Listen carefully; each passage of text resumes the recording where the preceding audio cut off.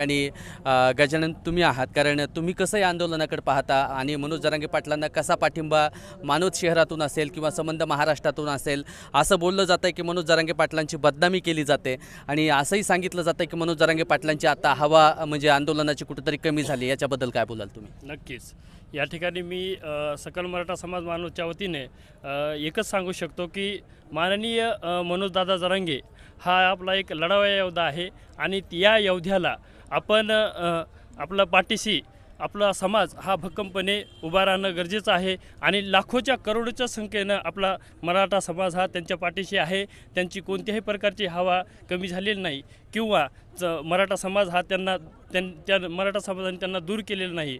उलट ज्या प्रकारे सरकारनं या ठिकाणी त्यांच्यावर जी SIT ची स्थापना केली आणि त्यांना एक बदनाम करण्याचं षड्यंत्र रचत आहेत, या षड्यंत्राला हा समाज कधीही बळी पडला नाही आणि पडणार पण नाही। आणि मी या तुमच्या चॅनलच्या माध्यमातून सरकारला एक सांगू इच्छितो की तुम्ही ही जी जरांगे पाटलाच्या विषयी जी बदनामी चालू केली आहे ते कुठेतरी थांबवा आणि मराठा समाजाला सगळे सोयरे हा तुम्हीच अध्यादेश दिलेला आहे, त्याच्यामार्फत आपण पाहिलं की सकल मराठा समाजाच्या ज्या काही भावना आहेत, जे काही आत्ता मनोज जरांगे पाटलांना सपोर्ट करण्यासाठी सकल मराठा समाज एकवटलेला आहे आणि आपण ह्या सर्व सकल मराठा समाजाच्या या ठिकाणी भावना जाणून घेतलेल्या आहेत।